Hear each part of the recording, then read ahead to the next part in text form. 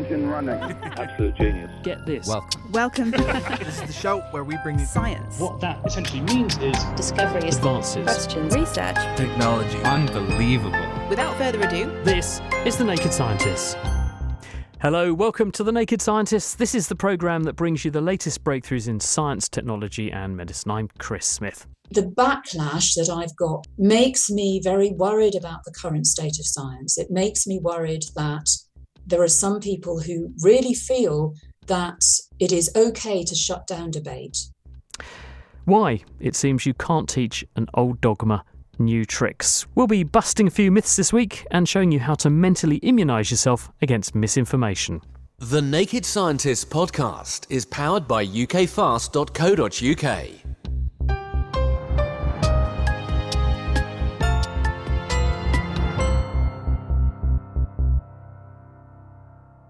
This week, the show has been inspired by an interview that we conducted a few weeks ago. Dr. Tim Nutbeam explained to us in the case of rescue efforts from car wrecks, current approaches designed to minimise the movement of patients to avoid exacerbating spinal injuries were potentially doing more harm than good.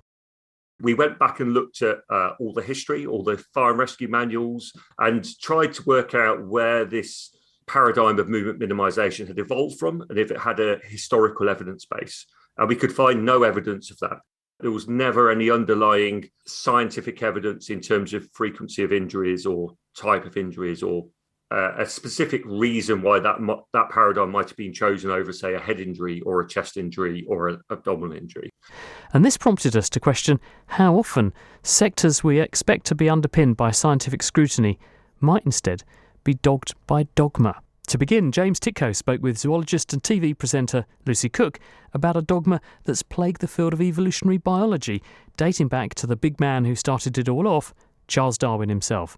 They met at his old stomping ground, Christ College in Cambridge. So, Lucy, thanks so much for joining us. The topic of this week's show is dogma. And dogma, for people who don't know, is a belief authoritatively laid down without being questioned or scrutinised.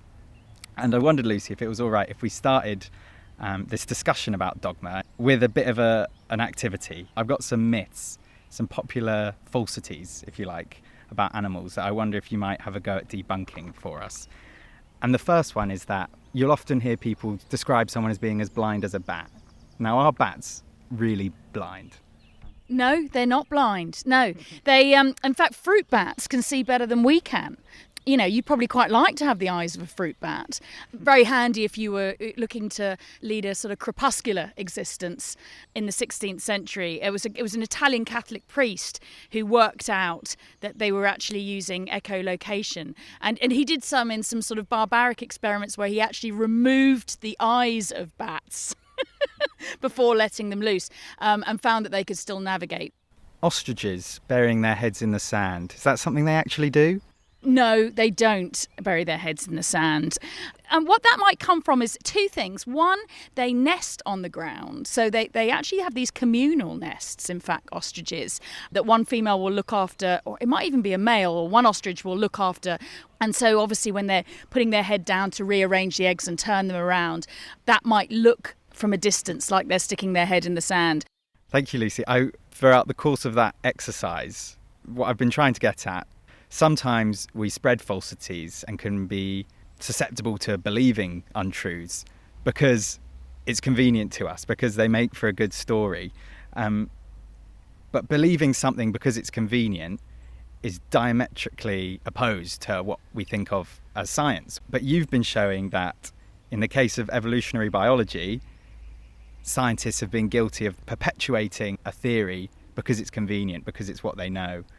Yes, yeah. It was shocking for me to discover this, really. But evolutionary biology turns out to be sexist. Darwin himself, here we are in the college where Darwin learnt zoology himself at Cambridge. And, you know, he's a hero of mine. You know, he's the reason I studied evolutionary biology, because there would be no evolutionary biology without Charles Darwin. He was an incredibly meticulous scientist, but he was also a man of his time. And that time was the Victorian era, a time when women couldn't vote and their place was in the home. And so when he came to brand the female of the species, she came out in the shape of a Victorian housewife, passive, coy, and submissive by default. And then because Darwin said it, all the scientists that followed in his wake for over 100 years suffered from a chronic case of confirmation bias. I was amazed that science could be so vulnerable to cultural bias. You sort of think of it as being impervious and the scientific process rinsing out that kind of cultural bias. But actually, no. This revelation, I suppose, you had led you to write the book that I'm holding in my hands now. It's quite provocatively titled Bitch, but I think I'm allowed to say that, so I'm going to take that opportunity. Can you give us a flavour of where this typical narrative of the plucky male overcoming the other suitors and the prize being the submissive female, where this damsel in distress isn't reflected by the actuality? Well, I mean, there are dozens of examples that I could choose. Probably the one that led to the idea that Darwin was perhaps wrong being bust open. Langurs, actually. Langurs, which are monkeys, you find them in India. Beautiful, lithe creatures with these lovely sooty faces. And it was Sarah Blaffer-Hrdy, who's an American anthropologist. And she noticed that the females were anything but coy and chaste, and they were actively soliciting sex with males outside of their group. She was really the first scientist, rather than to sort of go, oh, hang on, that doesn't fit the paradigm, I'm going to ignore that, which is what everybody previously had done whenever they came across sort of the licentious promiscuity of the lioness, for example. They just sort of walked away and said, oh, we're not going to look at that because that doesn't fit. And she found that it was connected with infanticide. Male langurs are infanticidal. If a new male takes over a territory, then he wants to mate with the females in that territory as soon as possible. But if they're nursing young, then they're not available. But if he kills the babies, then they're going to come into estrus and then he can mate with them. Now, as a counter strategy against infanticide, the females will have sex with every male in the neighbourhood. And then the males are less likely to kill the babies of a female that they've recently mated with. These are not the coy, chaste females of Darwin's dreams. I want to go back to something you said a bit earlier and to lift the veil on how science is susceptible to human fallibility, our confirmation bias. And I wanted to ask how much this dogma that you've been trying to unearth still hangs over evolutionary biology today. Once a dogma's taken hold, how easy is it to reverse the narrative? It's surprisingly hard. I mean, Sarah Blaffer-Hrdy, who I talked about in the first instance, she first started challenging these stereotypes that were established by Darwin back in the end of the 1970s. That's 50 years ago now, right? So you'd think we would have got over it by now and the sexist stain would have been washed out of evolutionary science. But that is not the case, right? So one of the sort of fundamental principles that underpins this idea that males are more variable and the dynamic drivers of evolution and females aren't is Bateman's paradigm. I won't go into it all, but it's based on an experiment on fruit flies that took place in the 1940s, right? And that underpins these stereotypes, okay? There's another scientist, Patricia Goati, has done a number of experiments in order to question that. And she's replicated the experiment, she's gone back to the original notes, etc., etc. And she's found that the idea that underpins a universal law that males are promiscuous and females will be chaste and choosy is bunkum, right? It's just not true. And yet her papers are considered to be ideologically driven, so they're often not taught.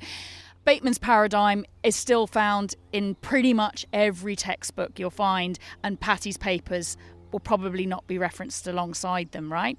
So, we've still got work to do.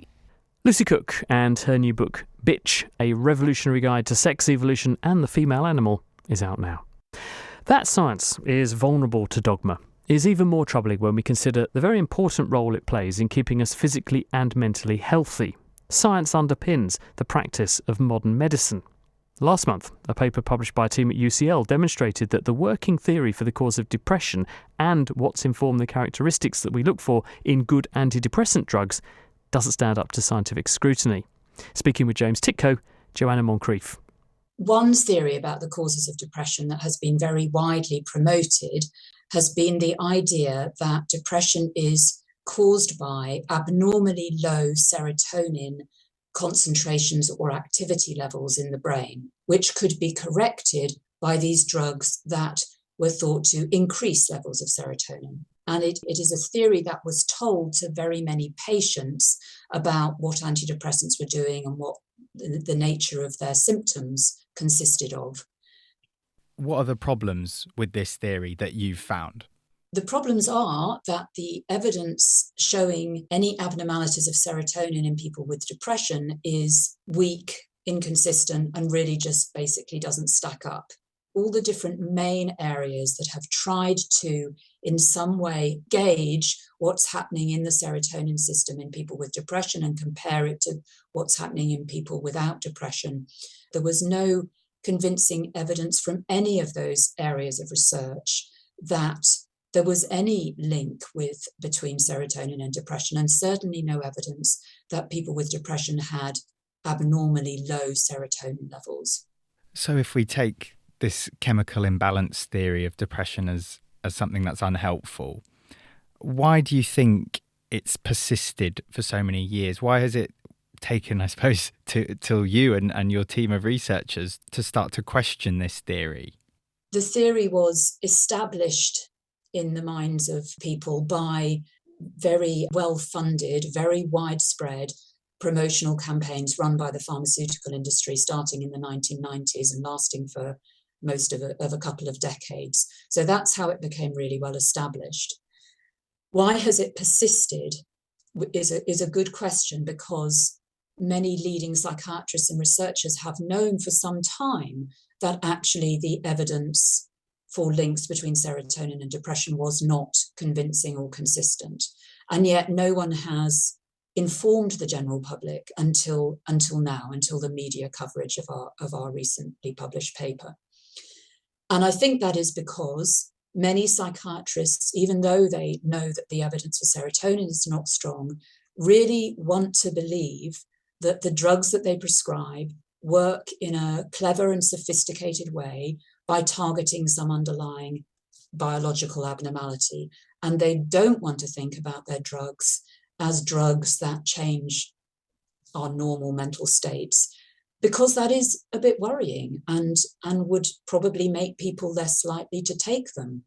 There are, of course, a lot of interested parties in this scenario, not least the people suffering from depression, but you've mentioned the drug companies as well. What's it been like to be a scientist going up against the mainstream like this? Have you come under pressure? What's the experience been like personally, if I may? Some of my colleagues and many other psychiatrists that most of whom I know by reputation, if I don't know personally, have clearly been outraged that I have raised questions about the action of antidepressants, and also really that I have suggested that depression might not be due to a specific biological abnormality and that it might be time to think about depression in a different way. Is this a story of a victory for science over dogma, or do you feel a bit pessimistic about the role of science in reaching this conclusion or the journey to getting here? How have you felt as a scientist about that process? I mean, I've been making the same points about antidepressants essentially for many years now. Clearly, the surprise that greeted the publication of our paper shows that I hadn't got through to many people, because most people were still completely convinced that depression had been convincingly demonstrated to be due to a chemical imbalance. So I'm really pleased that the message has got out to more people, and I hope that it will, encourage people to question and to be more skeptical. The backlash that I've got from colleagues and from other people in the profession and also in the media makes me very worried about the current state of science. It makes me worried that there are some people who really feel that it is okay to shut down debate. It is okay to characterize a perfectly logical, plausible, and well-supported opinion as being beyond the pale and something that someone shouldn't be allowed to say. And I think that's a worrying situation. I really hope that the message does get out to more people, because I think it's incredibly important that people are able to make properly informed decisions about the things that they do to their body. And if people don't have information about the sort of drugs that antidepressants are, the fact that they are drugs that change our normal brain chemistry, the fact that drugs that change brain chemistry may have detrimental long-term effects. If people don't have all that information, they are not able to make properly informed decisions about whether or not to take antidepressants. Thought-provoking stuff, isn't it? Joanna Moncrief there. Got a biological brainbuster or a chemical query? Ask the Naked Scientists. I just wanted to know about sleep paralysis. Is it a disorder or condition, and can it be cured? How much energy is in moonlight, and could solar panel technology be used to capture this energy? When you cook food with any alcohol, how much, if any, percentage of the alcohol stays behind? Every Friday, the Naked Scientist and Cape Talk unravel the science behind those weird and wonderful questions you've always wanted to ask. Download and listen for free at thenakedscientist.com/ask, or simply search and subscribe to Ask the Naked Scientist on your favourite podcast app. It's The Naked Scientists. I'm Chris Smith, and this week we are talking about dogma. And so far we've shown that some of the false assumptions on which science-led sectors are based can be deeply rooted, and that makes them very difficult to shift. If we continue to look at medicine as an example, it's often quoted that it takes 17 years for research evidence to reach clinical practice. Such is the hold of these institutionalised dogmas on the discipline. Now, one man who's very familiar with this is Ian Roberts. He's from the London School of Hygiene and Tropical Medicine, and he's been looking at the potential benefits of a drug that might cut the risk of bleeding during surgery. Ian, welcome to the programme. What put you on the trail of this in the first place? Well, just to correct what you said, it's not a might. Tranexamic acid does reduce bleeding in surgery. So the might implies uncertainty, but there isn't any uncertainty. Tranexamic acid is a drug that was invented the year I was born, which is about 60 years ago. It was widely used to reduce bleeding after tooth extraction and heavy menstrual periods. And then surgeons started using it because it reduces surgical bleeding and the need for blood transfusion. And it really, really does work. There are now been over 100,000 patients in randomized trials. Without any shadow of doubt, tranexamic acid reduces bleeding in surgery by about 25% and reduces the need for blood transfusion by about a third to a quarter. There's a remarkable reluctance of doctors, surgeons, anaesthetists to use it. Usually, physicians are loath to do something because there is a perceived risk that something bad will happen if they depart from established dogma. That's what this programme ultimately is all about, isn't it? So what are people worried about then? If they were to use this, what sounds like the blood clotting equivalent of aspirin, it is wonderful for health in all ways, what are they concerned about? Drugs that reduce bleeding sometimes increase the risk of unwanted clotting, causing heart attacks and strokes and things. And so they've got this kind of mechanistic sort of expectation, but it's just not borne out by the large-scale randomized trials. It's a sort of belief, it's not completely unreasonable, but trying to shift that belief with evidence, which is, I think, what it's time we did, is the hard thing. It sounds to me a bit, Ian, chicken and egg here, where there's this perception of risk, and so people find it difficult to then do the studies that would prove that there isn't any risk, and because they don't have the evidence, they don't act on it, and it goes round like a self-fulfilling prophecy. Well, except that we have the evidence. You know, people have been doing randomized trials of tranexamic acid in surgery for about, 50 years. And now we've got lots of evidence. There was another big trial published in the New England Medical Journal a couple of months ago, and it was just the same, highly significant reduction in the risk of bleeding, major bleeding, potentially life-threatening bleeding, and no increase in the risk of thromboembolic events. we have a job being rational in a way. Do you think this sort of thinking infests medicine comprehensively, or is it just something about surgery?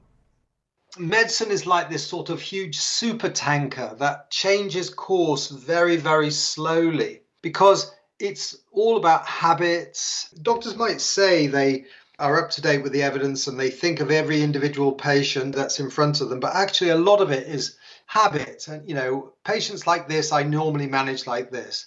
And so changing habits is quite difficult.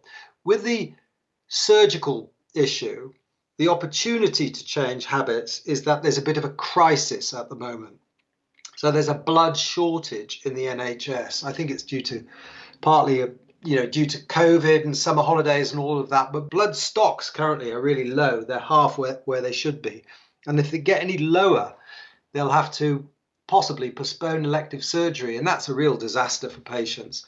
So I hope that surgeons and anaesthetists are going to respond to this crisis and start using tranexamic acid in surgery to reduce unnecessary blood use.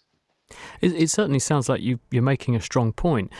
One has to wonder, though, to what extent we're actually shooting ourselves in the foot with this sort of mentality, isn't it? Because on the one hand, we're very risk averse because we don't want to do harm, because if we do harm because we depart from established guidelines, then the authorities come down on us like a ton of bricks.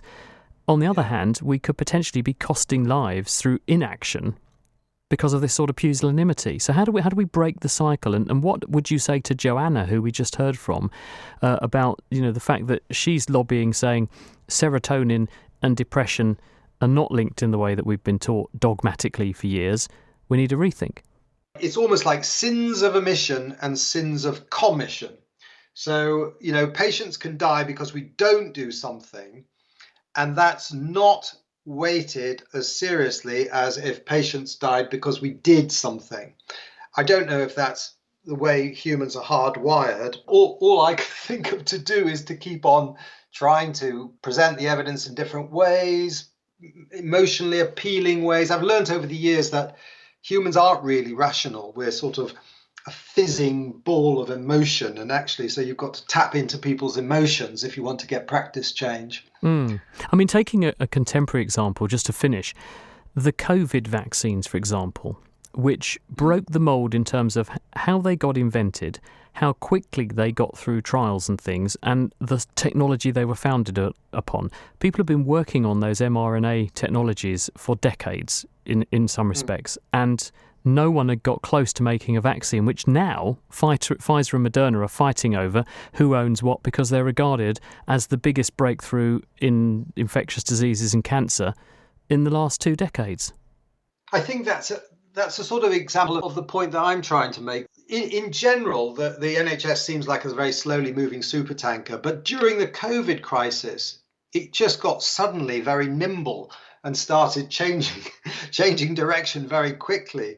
I got redeployed back to the intensive care unit at the Royal London Hospital, and I was just amazed how quickly they could change things.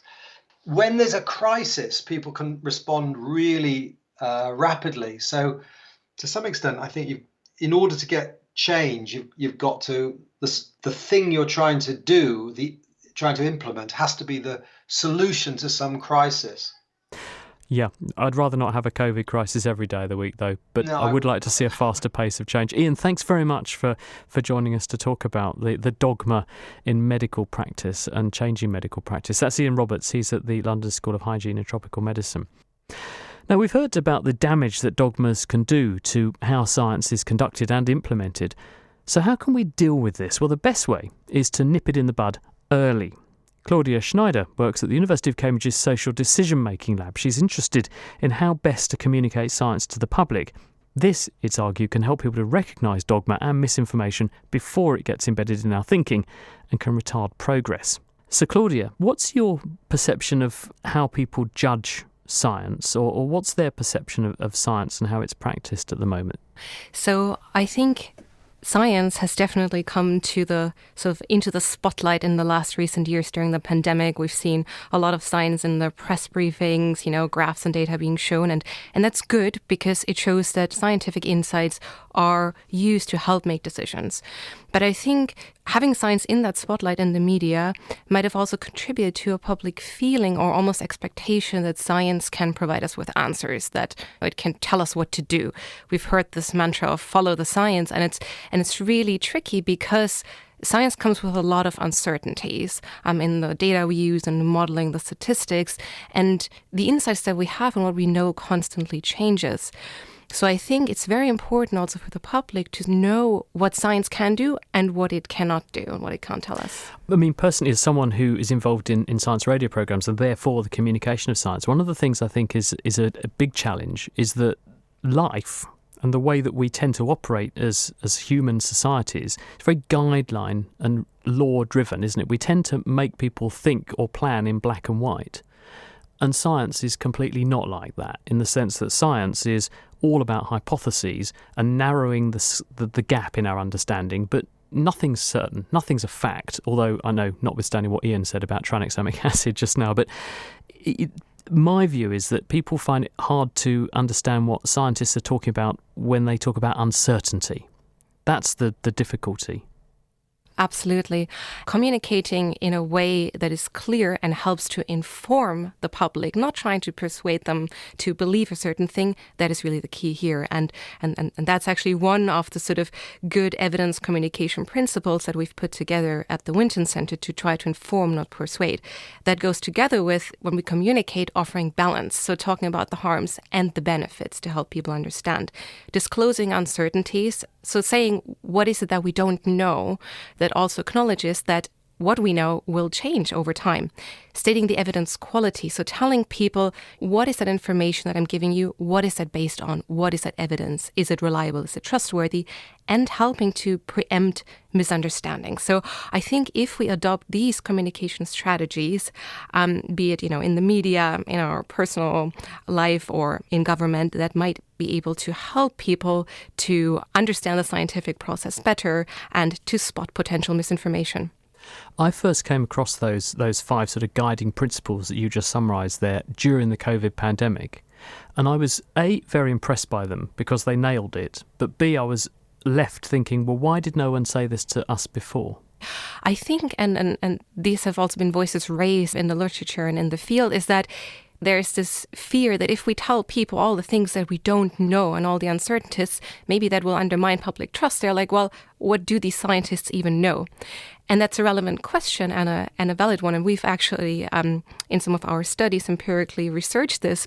And in studies where we compared the more balanced evidence communication with more one-sided persuasive approaches, we've seen that it does not seem to undermine trust. And people actually appreciated being presented openly and honestly with the evidence. And they were more willing to listen then. So there was a dogma among scientists and science communicators that the public wouldn't welcome risk and a perception or communication of risk, and you've broken that dogma down by saying actually they do. Generally, as humans from psychology research, we know that we do like certainty, and uncertainty and ambiguity is hard to deal with. But it is important to not let that stop us from communicating it, because telling a simple story and a neat narrative that overjudges the claims and presents things with unwarranted certainty, that can come back to haunt us. If things change, it can erode credibility in a communicator, it can erode trust. And on the other hand, if we really treat people as able decision makers, able to handle uncertainty, then we allow them to also get more comfortable with the uncertainty down the line and be able to spot when someone approaches us telling us this is what you should do. And then they might ask, hang on a minute, what's the evidence base? And that's good, because that way they can participate in the scientific discourse. What would be your advice then to people who want to defend themselves?